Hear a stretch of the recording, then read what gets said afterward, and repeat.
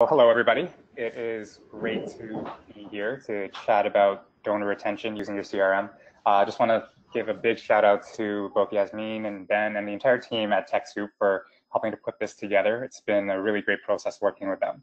So for those of you who remember, a few months back, Keela actually did a webinar for TechSoup about working with remote teams, and we got some really great feedback from that as well. So really looking forward to presenting this information to you and connecting with you guys moving forward afterwards.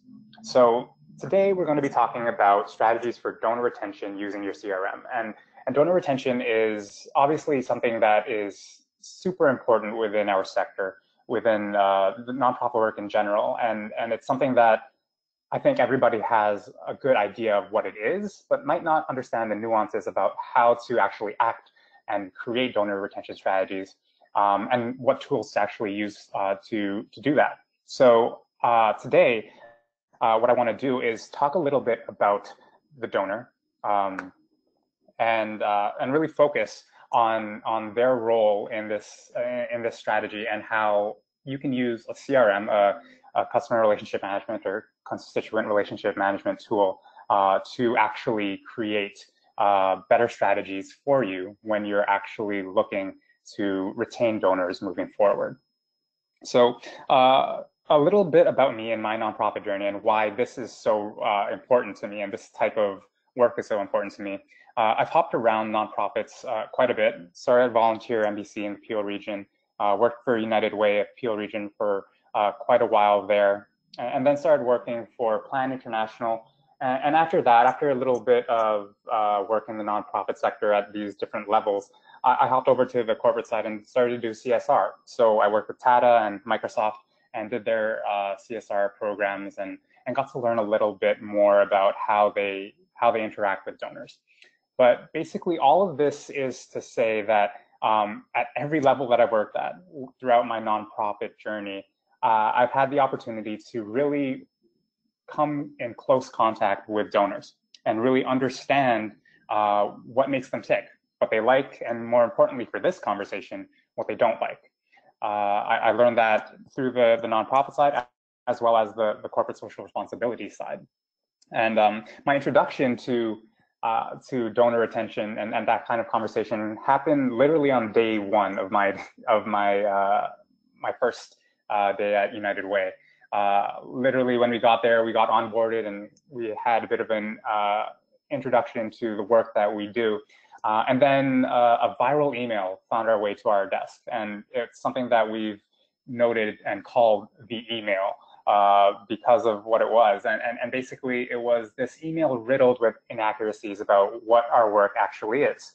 It talked about, how our co-founder and CEO had a Rolls Royce and drove that to work every day and had a jet and all of these really false things that people were starting to believe, and it was making its way through social media and to people's inboxes.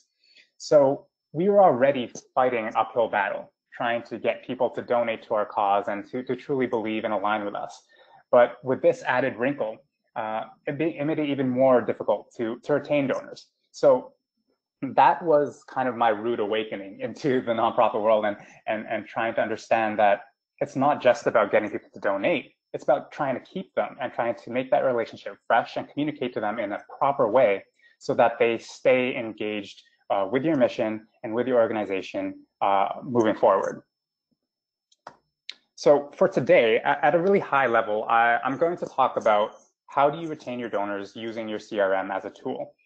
And specifically, I'll speak to 3 different strategies for doing that. The first is going to be how you can connect with your donors in a meaningful way. And this is obviously very vague, but we'll dive into that as we get into the presentation. Second will be creating reliable reports and the ways to share that information through collateral development and collateral development that actually matches what donors want. And the third is how you can leverage your data to create helpful reports. And we'll go through some high-level examples that I've seen to be very useful for this purpose of retaining donors. Okay. So let's start off with the big conversation. What is donor retention. Let's talk about that. Donor retention, and I'm sure everyone in this room knows, so I won't spend too much time on this. Donor retention is basically the best way for you to increase your revenue and expand your donor base. It is the number of your organization's donors who gave in the last year and also gave again this year, often represented as a percentage. It's really easy to put together. It's a really simple formula. And as an example, you could look at the number of donors that gave in both 2016 and in 2017, and then divide that number by the total number of donors that gave in 2016 alone. And that'll give you your donor retention rate for that year. And now there was a study done by Bloomerang in 2017 looking at nonprofits and looking at donor retention in general. And they found that in the US, throughout the nonprofit sector and in that industry, the average donor retention rate was 46%. Now, that's not a big number. Obviously, we want that number to be much higher. And it can be alarming to see that it's at 46%. But the one that was more alarming to me was this next number. So they did the exact, from the exact same research, the Bloomerang report in 2017, we looked at donor retention, or rather they looked at donor retention, and they looked specifically at new donors. So donors who gave for the first time 2 years ago, and to see who actually gave again the following year. That number was 23%. That is shockingly low. That means that new donors who gave for the very first time or who interacted with your organization for the very first time are not re-engaging with you for some reason. And what those reasons are, we'll kind of dive into in a little bit. But just think about that number. If this were any other industry, whether you are a big bank or small mom and pop shop, a 23% customer retention rate would get you fired. It would light a fire under your organization to do something about that and change it, to change your customer relation strategy, to change your service strategy, whatever it is. It's a signal to do something. And this is the same kind of fire that should be lit underneath a nonprofit when they see their donor retention rate. They need to be able to bring that rate much higher to show that they're actually building a strong relationship with their constituents and with the people who are supporting them. And there are a lot of tools and tips that you can use within your CRM to actually do that. So before we get into the practical tips about what you can do within your CRM, let's dive a bit deeper into why people stop giving. So in a study by Network for Good in 2013 called Why Donors Stop Giving, there are basically a few points that they pointed to. So 54% of people in this survey said that they stopped giving because they could no longer afford it. And this makes sense. You know, sometimes things happen in people's lives and they can't give at the same rate that they were doing before. 18% said it was because of poor service or communication. 16% was because the donor had passed away. A bit crude, but this is the reality of the work that we're in. People pass away all the time and their gifts have to go somewhere. 13% were never thanked for donating. It's shocking, but there are still so many nonprofits who aren't operating in a way that is efficient enough to get those thank yous out in a prompt and proper way. 9% said that they had no memory of supporting that charity. Imagine that. Imagine if someone gave to your charity and they didn't hear anything from you because, and as a result, they don't remember what they did for you or the impact that they actually created. That's shocking. And then 8% said there was no info on how their donation was used to impact the world. And finally, 5% thought that the charity didn't need them anymore. They didn't think that their money was actually making a difference, or they felt that the charity was good and they didn't need to support them anymore because they're obviously making the impact that they intended to make. But what does this really mean? There are a lot of different reasons that people stop giving within this survey, but what does it really boil down to? Poor communication. A lot of those reasons, minus the fact that they could no longer afford it and the donors passing away, all of those had to do with people who did not get communicated to properly. When you don't have proper communication with your donors, you lose connection with them, obviously, but then you also lose the opportunity to solicit them in a way that actually makes sense to them, that resonates with their personalities, with their giving styles, and with their interests. And when you don't have that, you have a higher likelihood of losing them as a donor, and they will actually stop giving moving forward because of that.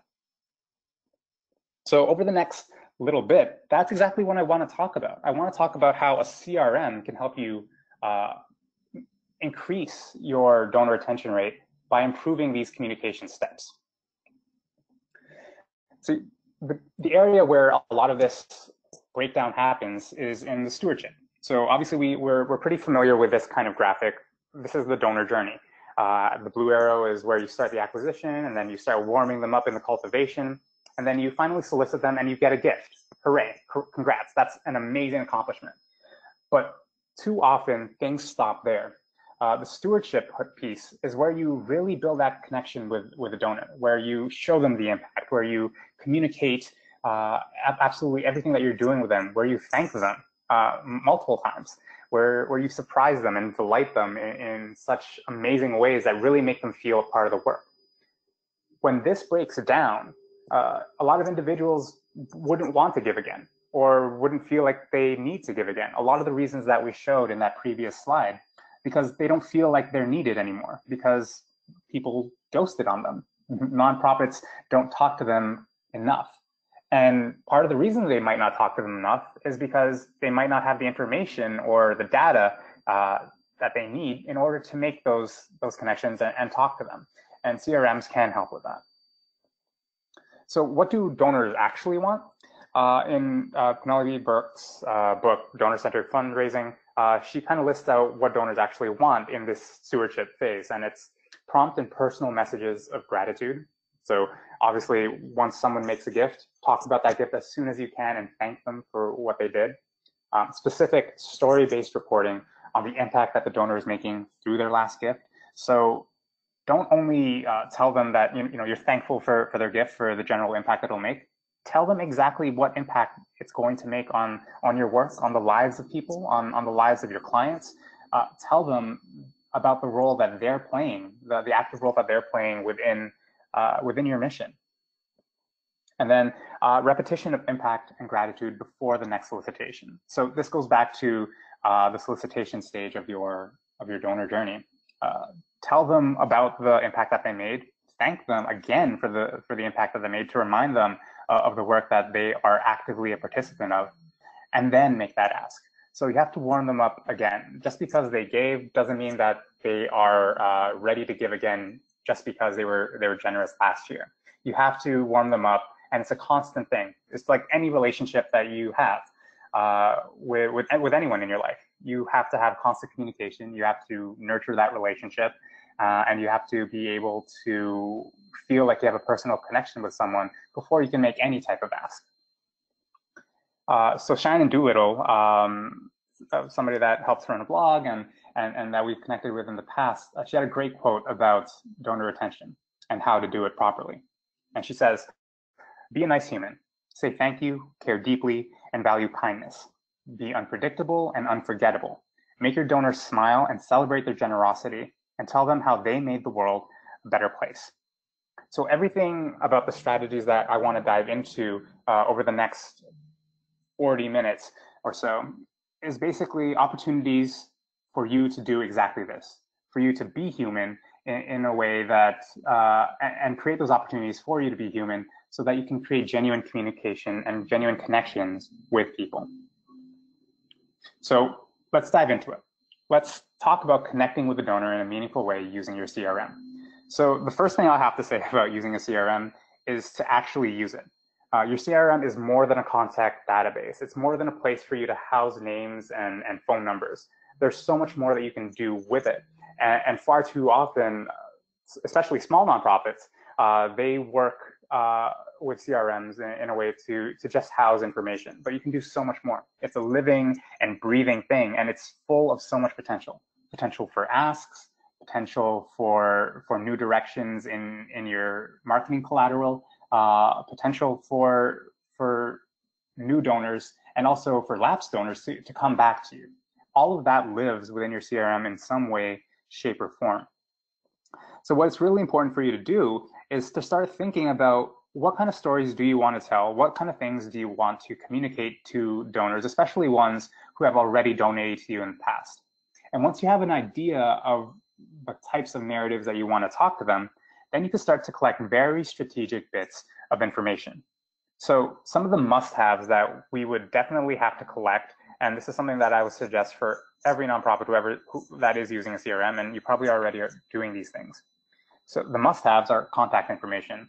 Obviously, you have to have their name, their address, their phone number, their emails, anything that has to do with getting in contact with them and knowing who they are, throw that in there. If you have a CRM that enables you to put pictures, put that in there as well. Putting a face to a name is huge in relationship building, even just from a psychological perspective.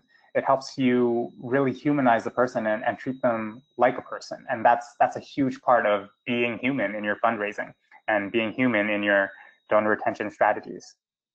So make sure that you track family information. So if your contact is married, if your contact has kids, if your contact has a brother or a sister or a huge family, these are really important bits of information to know. And it also helps to build out that relationship tree in whatever you're using, whether it's Keela or ETAP or Andar or whatever your tool is. All of these CRMs have something built within them to map these relationships. So make sure you get a full picture of that. Third is the donation information. So you want to collect not only how much they give and when they gave, but to what program they gave, how often they give, whether they're a recurring or a one-time donation, if it's an annual donation, if they were a lapsed donor and they came back. Find ways through your custom fields and the different fields that you have to actually map those donations in a full way so that you have a full picture of a person's giving. And finally, for the must-haves, workplace information. Find out where they work, if they gave through a workplace campaign, if they gave through a jeans day or something like that. That's something that you really want to know. And further to the workplace information, it helps to build out those relationships even further, so that when you're looking at those relationships between your contacts and as individuals, you can see who works at the same place, if there are connections like that, and you might be able to cater your messaging further. And that's always a really great thing to do, especially when it comes to the whole donor retention side of things, when you're trying to build a stronger connection with someone and feel like they actually know you, or you actually know them, rather. Some fields that are nice to have that I would strongly recommend are volunteering information. So has this contact volunteered? If so, where? If so, how many times? These are all things that are really, really important for you to know, so that, again, you can build communication that is much more relevant to them. Second is communication preference. How do they want to be communicated to? Do they like emails? Do they like phone calls? Do they like newsletters? Having this type of preference listed somewhere within your CRM is really important because, again, it helps to tell you how to communicate to your contacts and to your constituents. Third, general interests. This is a really cool one. Often that you can put these in as custom fields within your CRM. Finding out their hobbies, what they really, really enjoy. These are the bits of information that really help to skyrocket your relationships with your donors. Sports teams, another really great conversation starter for you when you're talking to a donor is, what kind of sports teams do they like? If you think that this is important and you want that to be tracked, find a way to create a custom field within your CRM and put that in there. Also, events attended, whether they're events by your organization or events within your catchment area. Make sure that there's ways to capture this and make note of that, because, again, these creates other points of conversation. And that's really important for you moving forward. But the biggest thing is that you have to make sure that all of these fields are reportable. Every CRM system is a bit different in how you're able to do this, but most CRMs that you work with, when you create custom fields for any of these bits of information, they should be reportable, meaning that you can pull a report or a query based off of these fields. So whatever these are, you would be able to use them as a variable within a report that you're pulling, so that you can get a really specific tailored list.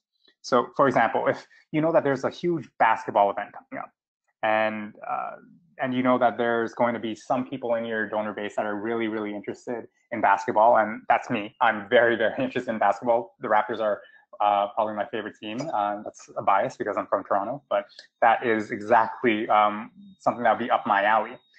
So if you know as an organization that there's something huge happening in basketball, you might want to run a report like this. Donors who gave to our organization who are interested in the Toronto Raptors. If you had all of your fields, especially those custom fields, as reportable fields within your CRM, you're able to pull a report exactly like this. Now you have a very specific list of people who would be interested in a basketball event. They will be more susceptible to listening to your message and responding to your solicitation, getting them to give again and retain them as a donor. So how does this help with donor retention? The answer is you build resonance with your donors, helping to create an important connection to what matters to them.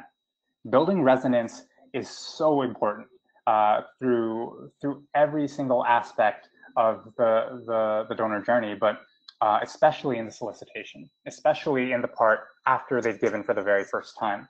You have to make sure that they feel connected to the work that you're doing. And it's little bits of effort, like really understanding what they're interested in and communicating to them in a way that matters to them.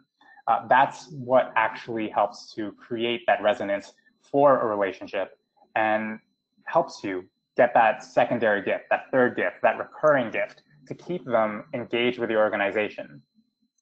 Okay? So the second bit is to start creating meaningful collateral. This is obviously something that you would engage your marketing department with as well, but you have to tell them what to do. They have to know what bits of information you actually want to create. So creating meaningful collateral is super important, and this has to do with building resonance as well. It's important to build stories with resonance, and it's really dangerous when you don't do it, because when you tell people stories about things that don't really relate to them, it turns them off immediately. A quick story about that: I donate to my university, and specifically, I donate to the program that I graduated from, and it was a comms and professional writing program that I initially graduated from, and that's the one that I supported because I really loved the work that they did and a lot of the programs that they put together for students. But every so often, I get stewardship emails, or what they would call stewardship emails, from their department talking about all the work that they're doing in areas that have absolutely nothing to do with my program and the stuff that I actually care about. So even though maybe within that message there might have been a tidbit that might be relevant to me, immediately I'm already turned off to the idea of giving again, because this has nothing to do with what I gave my money to them for. So and that's a failure in terms of them trying to create meaningful collateral for me, and a higher likelihood of me churning or me not donating again because I just didn't resonate with what they were telling me, and that's a really huge risk. So it's important to create meaningful collateral to build that resonance. So the biggest way to do this is to listen to your donors. They are telling you what they want. They're telling you what they want to hear from you, and you just have to know where to look. Once you have an idea of what bits of information that are important to you and you started tracking them in your CRM, you can use your CRM to get a bit more strategic about the types of collateral that you want to share and how to share them. So, and big hint, it's on your CRM. That's where you have to look for all of that. One of the big things that you can look at is, where are your donors actually volunteering? Now, volunteering obviously takes a lot of time, energy, effort. It's an investment. One can argue that there's a pretty high likelihood that if someone volunteers for one of your programs, they care deeply about it because of all that investment that it takes. It's more than just entering a credit card number into an online portal. It means actually having to do something to contribute your skill. So they obviously have a huge affinity for what you're doing, right? So something that you can do in this instance is to use your CRM to pull another query, right? Since all of these fields are reportable, run a report like donors who gave to our organization and who have volunteered. Now you have a really catered list that actually speaks to people who are very, very engaged with your organization and who obviously care a lot about your organization. One thing that you can do here is start creating collateral that actually speaks to the programs that they volunteered for, right? Now you know exactly who is volunteering for these programs. You wouldn't want to send them material about something completely other than what they were actually engaged in. So start creating messages, whether it's an email campaign or a one-pager or an impact report, speaking specifically about the impact that they made with that volunteering. See, all of this information came directly from that report within your CRM. So it's important to do. And another bit to backtrack is speak to them in the way that they want to be communicated to. Another point that I wanted you to start tracking is communication preference. So you have a better idea of how contacts would like to be communicated to. You can build your campaigns around that, right? So this means that if the vast majority of your contacts would like to receive emails, don't spend your time coordinating a calling campaign. When calls, even though calls can be a lot more personal, it's more important to listen to what your donors are telling you and communicating to them in the way that they actually want to be communicated to. So the big underlying factor there is listen to them, because they know exactly what they want to hear.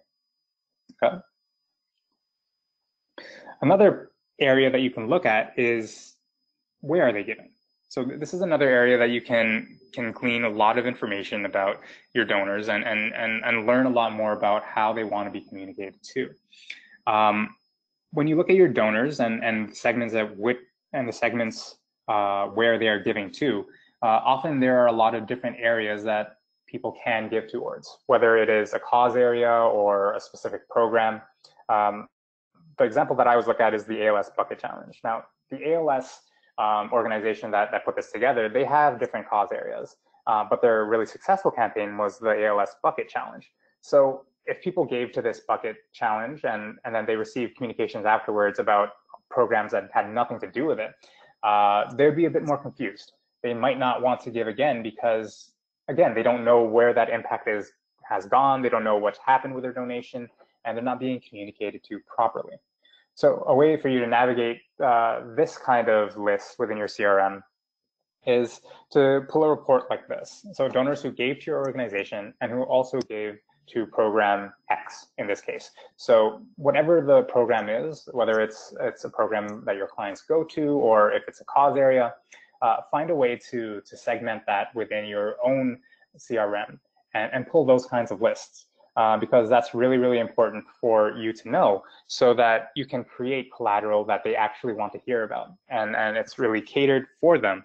In a similar way, if you have different programs or funding lines that your donors can contribute to, track where those individuals are going, because the more you track, the more you understand where these people want to give, the more that you can cater those messages and do something more personalized for them. So create collateral specifically around that program and push it out to that list. And that's a really great way to boost that donor retention and that affinity for not only your program, but for your organization as a whole. Okay. So the big question, how does this help with donor retention? The answer, you begin creating collateral that your donors actually want to see. So it makes your communication with them even better. And if we go back to the very beginning of this presentation, communication is the biggest part of why donors stop giving. It's because they're not being communicated to in the way that is proper for them.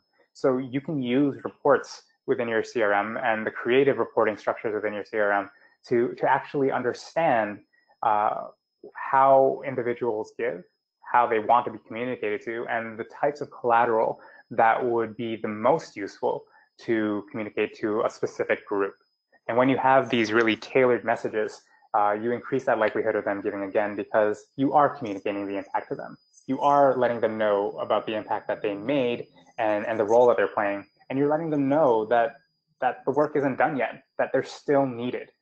These are all points that are important to hit and that you can hit in a very specific way when you pull these reports from your CRM and let them know that you are listening to how they're engaging with your organization. Okay. So the last bit is leveraging your data with reports. So now that you have an understanding of the bits of information that you want to track and the types of collateral that you can create, now it's time to look at all the other reports that you can pull from your CRM to help you communicate and steward your donors even better. So there are a few examples here that I'm going to go through that helped in a lot of my past experiences to help with donor retention, and these reports help to give us some better insights into the types of things that we can do and to be creative on our end on the fundraising side. So part of that is reports for donor retention. It's to track when gifts are actually made.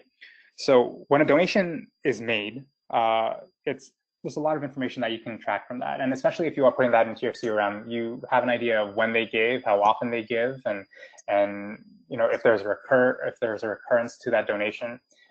All this information is great if it just lives in your CRM. It's cool to look back on, but it actually tells you a bit more, right? So when a donation is made, it often correlates to when giving is actually possible or more palatable for an individual, right? So that kind of tells you, that's a signal as to this is a point in the year, in the month, or in the week when this person can actually give a bit more. For example, if you note that a donor tends to give on the first of the month or any set day of the month, this may correspond to paydays, right? So if a donor just got paid, it's psychologically easier for him or her to give.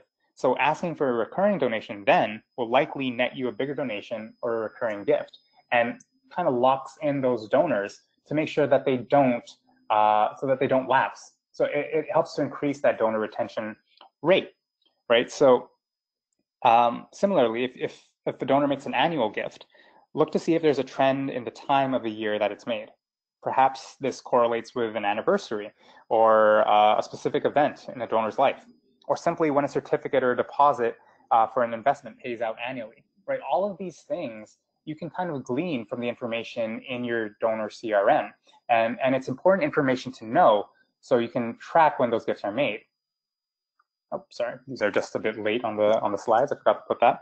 But yeah, so like really take a look at when your gifts are actually coming in, and try to map that out on a calendar. Try to map that out with past gifts and see if there are any trends that you can actually learn from. Because again, your data is screaming something at you. Your data is telling you something, and it's just living in your CRM. Pull it out in a really meaningful way. And one of those ways is tracking when the gifts are made so that you can actually do something important with it. A second strategy that we've used and seen a lot of really great success with is tying offline activity to online gifts. So in many cases, a donor's relationship with your organization is multifaceted. And I think those are the best case scenarios where you really have a strong connection with the donor. They could give online, and then they could attend an event or volunteer for something. Now, one of the best ways that you could steward an individual is to acknowledge all of these ways. So use a multi-channel approach to acknowledge all the ways that your donor has engaged with the organization.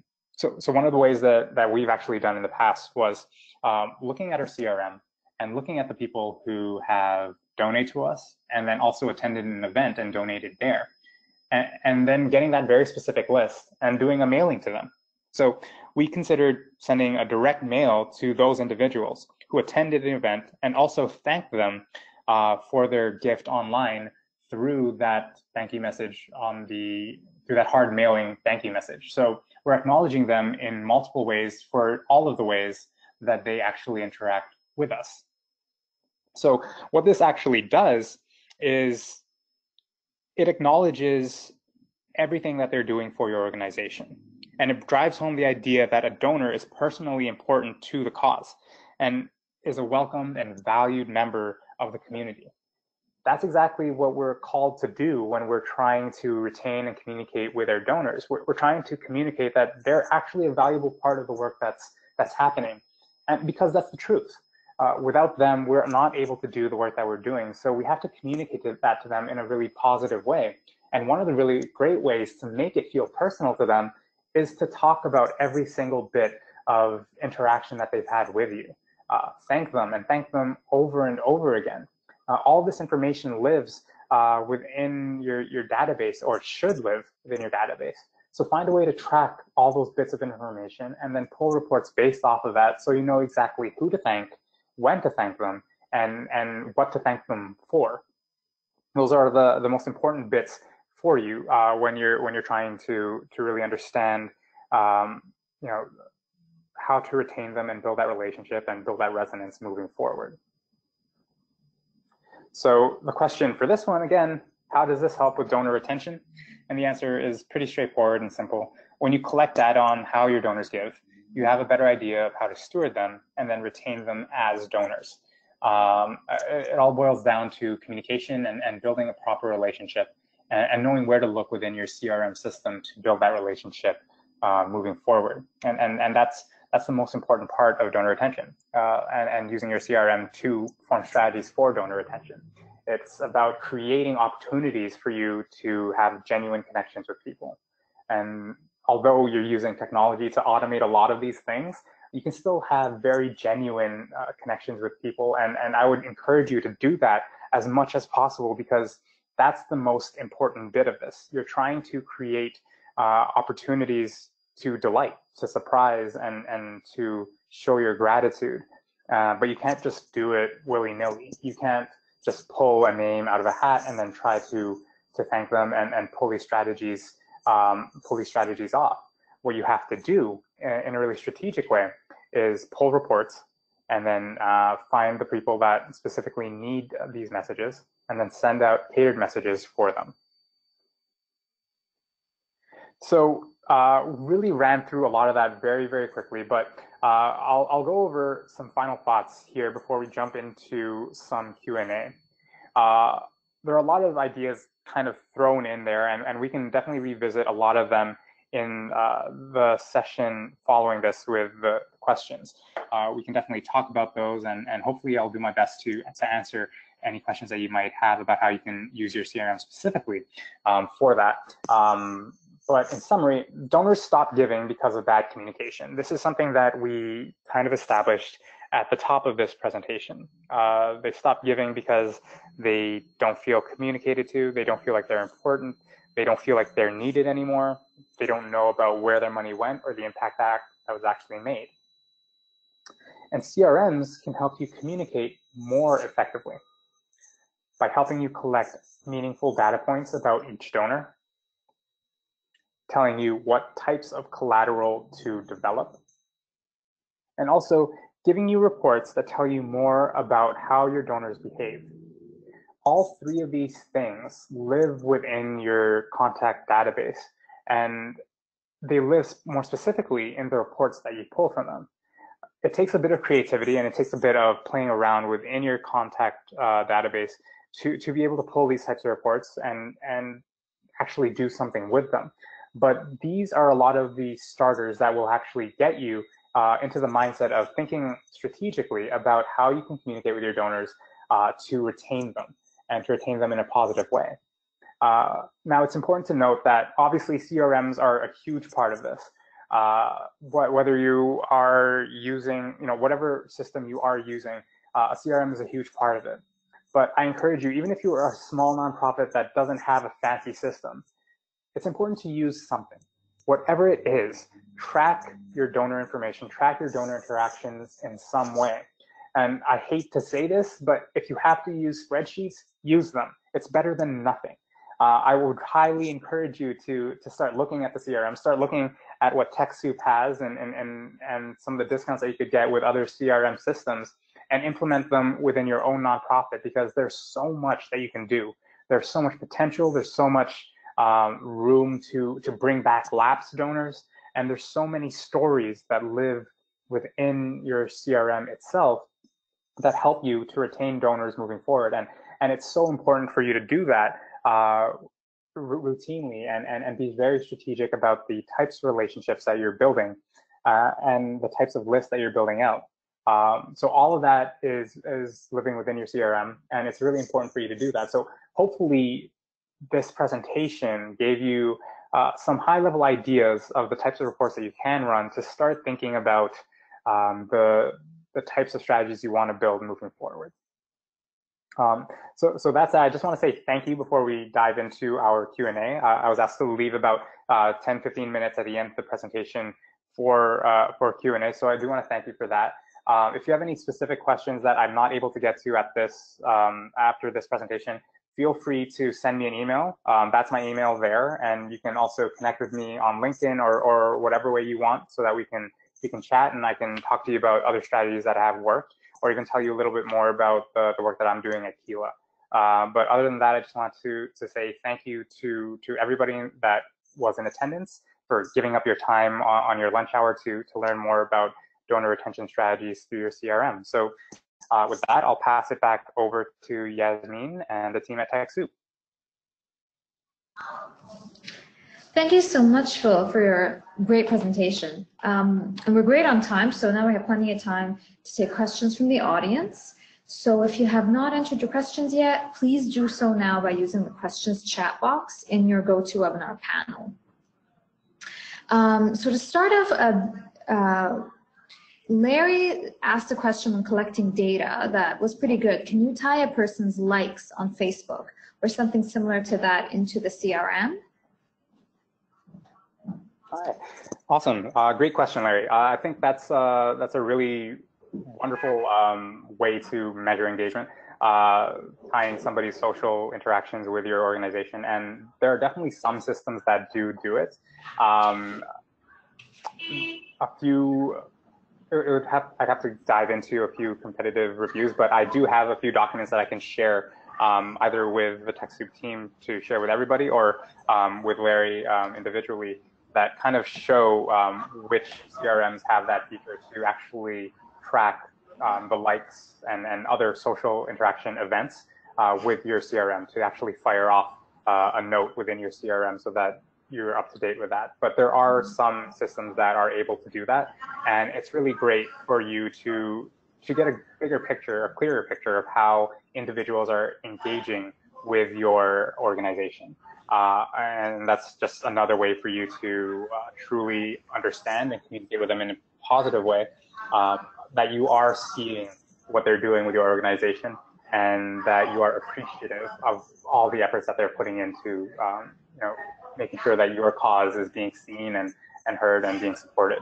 So there are some CRMs and other bits of nonprofit tech that do that, and I just don't have it off the top of my head. I can dive into that and share that with Yasmin, and hopefully that can get sent out to you as well. Does that sound good? Yeah, definitely. We can definitely, send it my way, get in touch with Larry. And I think if it is something that, or a topic that is important to nonprofits, then we can also, put some social media out there on that as well, for our members who do follow us on our accounts. Awesome. So that's great. Another question is from Sanjay saying, do you have any specific suggestions for charities based in North America that are raising money for people and initiatives in the global South? So seeing how it would be a different audience, right? In the global North versus the global South. For sure. Really great question. So one of the things that I talked about a lot here was building resonance. And that's a really specific challenge for individuals who are, or organizations who are working in the global South. So for this, I'll go back to my time at Plan International. That was the biggest challenge for me. I was trying to build communications for donors that resonated with North American donors about problems that they didn't really see, that were literally half a world away. And that's a huge, that's a really, really difficult thing to do. But the strategies that we chose there in terms of trying to retain those donors and even just acquire them for the very first time was finding narratives that make it real to them in a North American context. So what we would do is we would tell a story of young people, because at Plan International we dealt with helping young people go back to school, and specifically girls' education. So we told stories about girls' education in the global South and in a lot of the countries that we actually supported, and then we contrasted that with the experience of a young person here.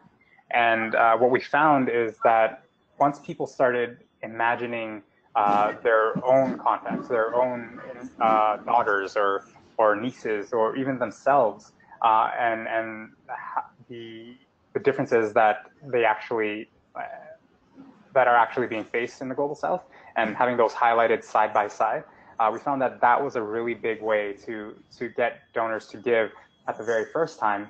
And then also, when it comes to retention, being very specific about that gift and about how that story for that individual in the global south has changed as a result of the gift that was given that very first time. Right. So again, all of these things can be tracked within a CRM. You can track when they gave and to what program that they gave to. So you can pull very, very specific reports about, the impact that's done in Mali, for example, and then communicate that back to that donor who donated to that girl in Mali. Right. So that's a really, really important part. So again, it boils, although it's a bit of a bigger scale in terms of bringing those two worlds together. I think the overall strategy is the same in terms of kind of communicating the impact that is very specific to what they donated to, and that's the best way to retain them after you've acquired them initially.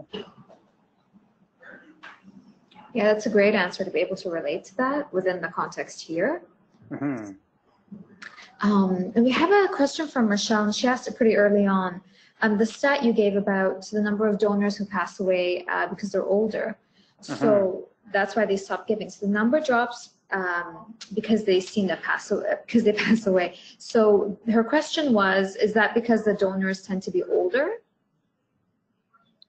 So I'll have to take a look at a bit more of the actual report to find that out. But my initial understanding of that was because they were older and that they passed away, and it wasn't because of a catastrophic event or anything like that. But this one was speaking more towards individuals who were older and had passed away.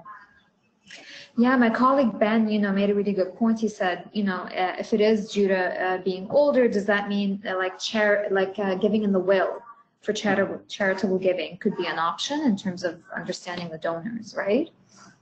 Yeah, for sure. And I think, that's probably another webinar in and of itself about the will and strategies to get those legacy gifts.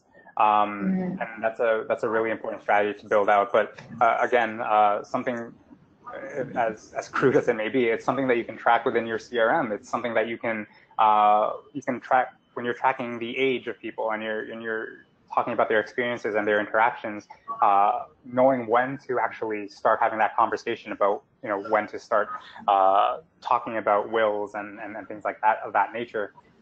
There are key indicators that you can build right into your CRM to tell you when it's an appropriate time to make that initial conversation. So again, it's about being creative and finding creative ways to use the fields in your CRM. Yeah, that's a great point. And then we do have a couple of questions from individuals who are just starting out with the CRM. Rachel says, any advice for a nonprofit that is just starting to use the CRM for the first time, saying that it can feel a bit overwhelming. So if you have any tips to start from. Yeah, sure. It is definitely overwhelming to move over to a CRM, whether you're porting over information from another system or just getting familiar with it for the first time. It can be overwhelming, but it is such a powerful tool that the first bit is I would encourage you not to give up. So just be persistent and trying to learn it. But overall, start at the contact level. There's a lot of different things that you can do, and there's a lot of relationships that make everything a lot more complicated than it has to be. But to simplify it, look at the contact or stay at the contact level, and then build out those contacts as full as you can, with relationships, with interactions, with interests, and then start doing that for as many people as you can. And then over time, you'll see that these relationships will start to make more sense. People will start to get linked together on the back end. People will start to You'll start to see trends in when people are giving and the types of gifts that people are giving and what people are saying and how they're interacting with you. So when it gets overwhelming to look at the whole system, go back to the client level, the individual level, and then look at the information that you're grabbing or recording about them. Because at the end of the day, even though you have thousands of individuals that you're dealing with and you're building relationships with, the most important person that you're communicating to is that one person, right? So focus on building out a really strong profile for an individual, and then do that with as many people as you can, and then things will slowly start to make sense. Then you can start pulling reports. Then you can start looking at lapsed donors. We can look at the rates, and you can start doing cool graphs to show you your donor retention rates and things like that. But start at the individual level whenever it gets a bit overwhelming and scary. Doesn't have to be. And so you mentioned, starting at the contact level. Well, another question was, then what do you think might be a good way to, be in contact and gather the donor info in the first place? So, Pauline is saying she doesn't want to alienate the donors with the barrage of surveys and questions and so on. Sure. Yeah. No, I think there are tons of ways for you to do that.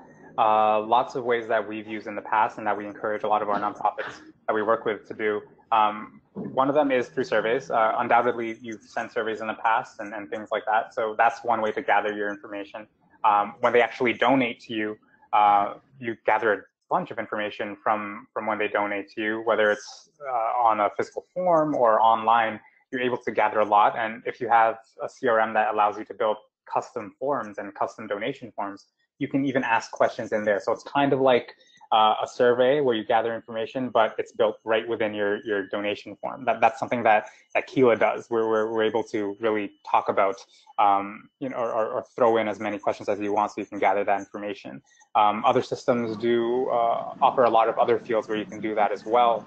And another great way is through your events.